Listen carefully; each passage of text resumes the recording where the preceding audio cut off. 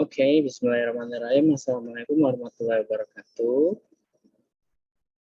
Perkenalkan, nama saya Muhammad Fatur Rahman. Saya dari perwakilan kelompok 4 untuk mata kuliah Education of Psychology, Lokal TB2 dari UNC Samarinda. Di mana saya sendiri akan mempresentasikan ataupun menjelaskan tentang materi memotivasi siswa untuk belajar. Nah, yang di mana saya perwakilan dan rekan-rekan saya yaitu Aulia Fikda dan juga Nur Rahman Effendi. Baik, langsung saja. Oke, di sini mengenai motivasi. Sebelumnya, apa sih itu motivasi? Nah, dalam bahasa sederhana, motivasi adalah upaya yang membuat Anda ataupun kita terus maju dan menentukan kemana kita mencoba untuk pergi.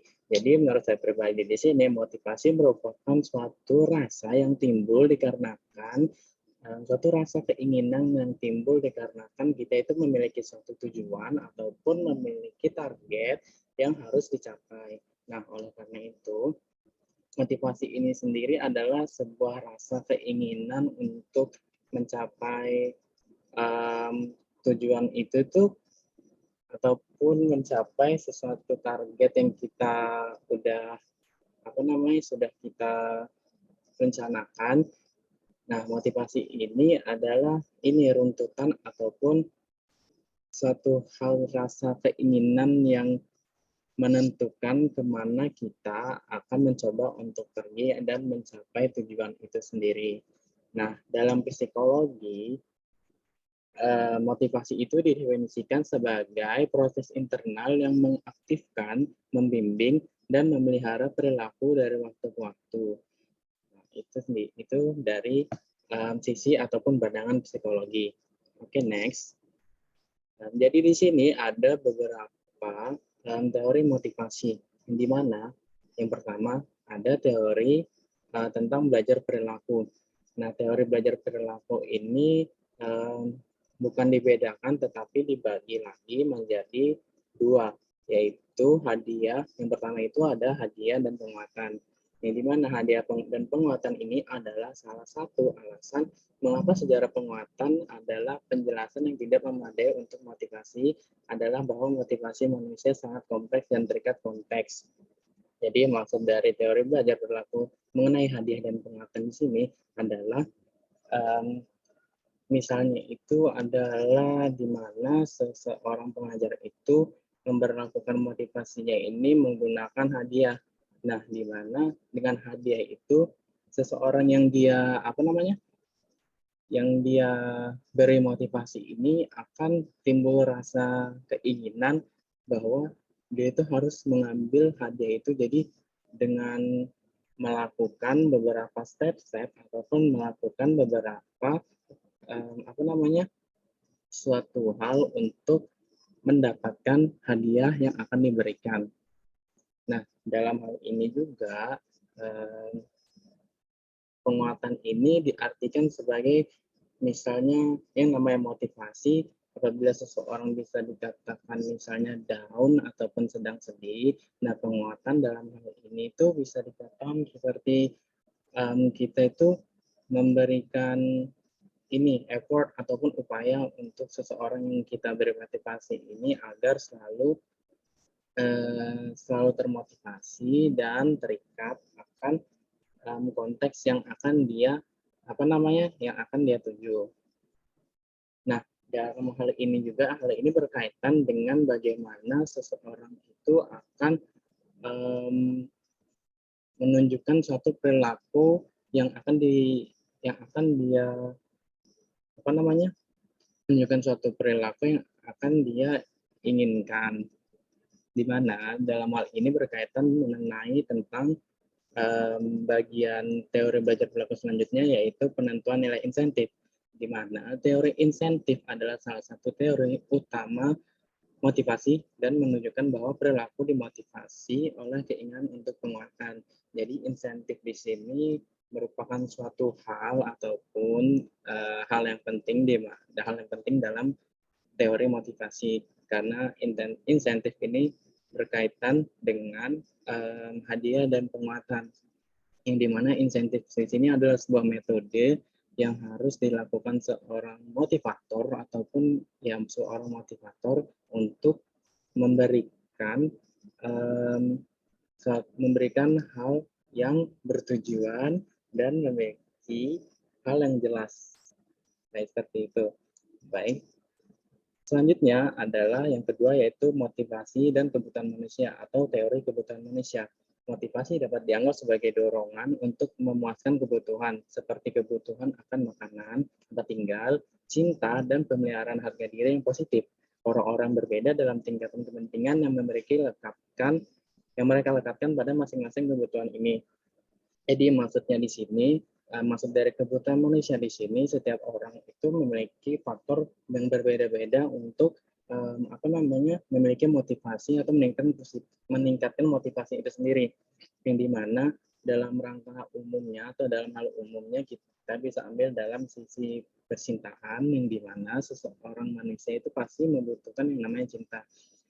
Dalam hal ini misalnya seorang pasangan di mana laki-laki, misalnya laki-laki ini sedang melakukan ataupun melaksanakan perlombaan. Nah, yang dalam hal itu pun seorang pacarnya lalu tidak ibaratkan kayak seorang pacarnya datang untuk menonton kekasihnya ini gitu dah, mendatangkan untuk memberi semangat.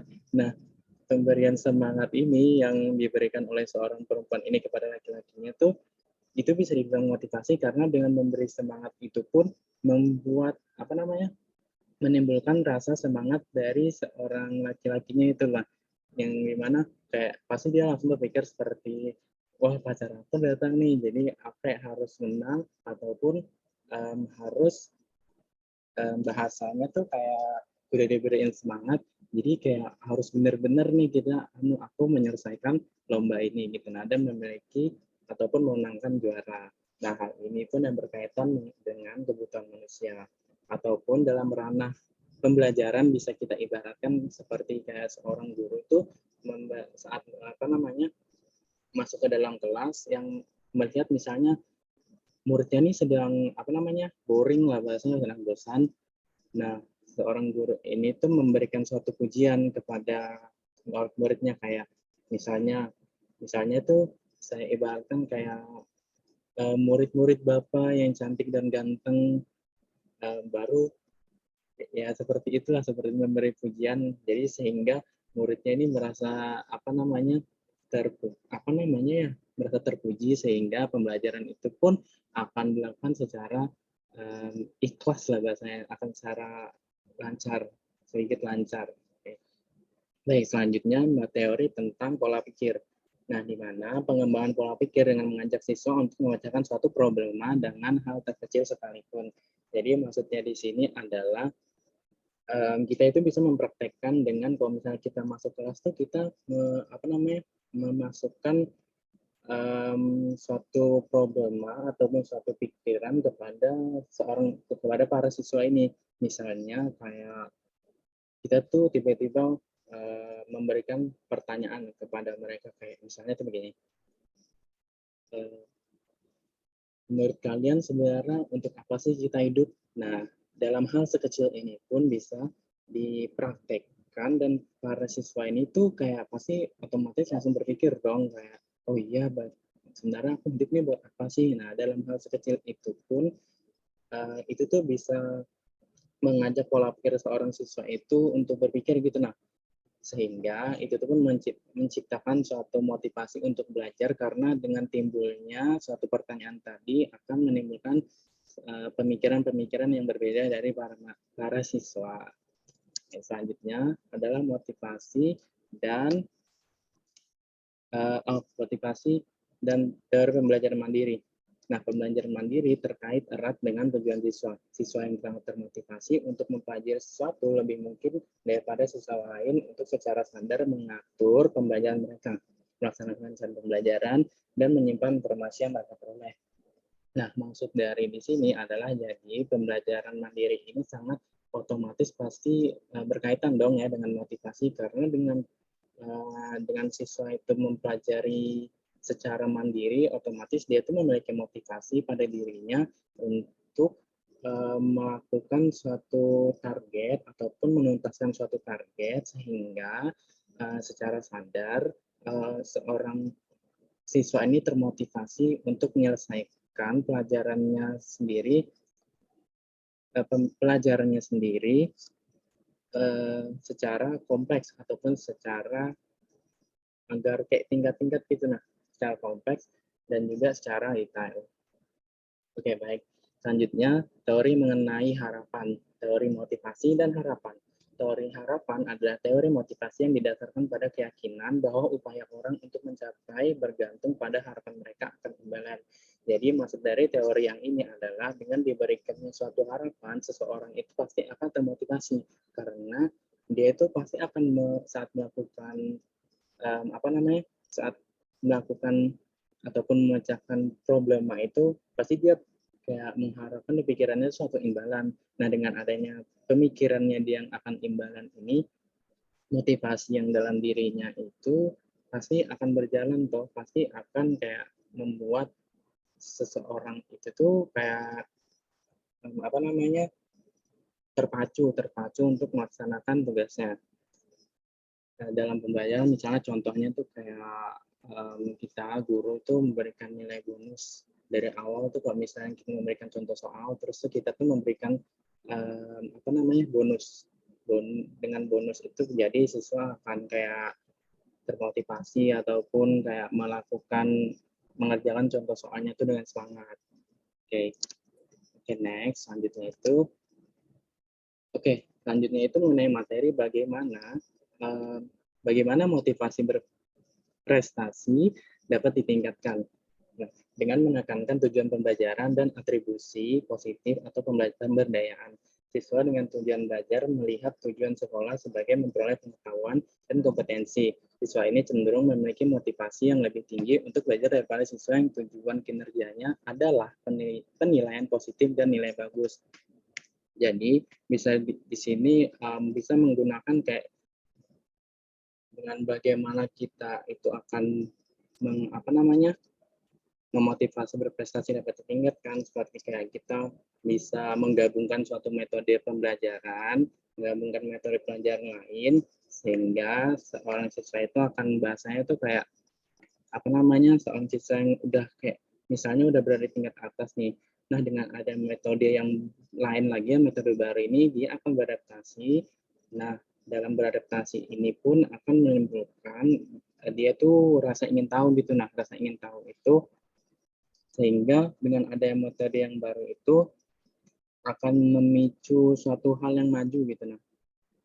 Nah, selanjutnya dalam hal ini pun bisa menggunakan program khusus seperti membantu siswa keluar dari ketidakberdayaan yang dipelajari, di mana siswa merasa bahwa mereka ditakdirkan untuk gagal terlepas dari tindakan mereka. Harapan kita akan mempengaruhi signifikan ataupun motivasi dan prestasi siswa. Kita dapat mengomunikasikan harapan positif kepada para siswa untuk pembelajaran dan untuk mengurangi kecemasan para siswa.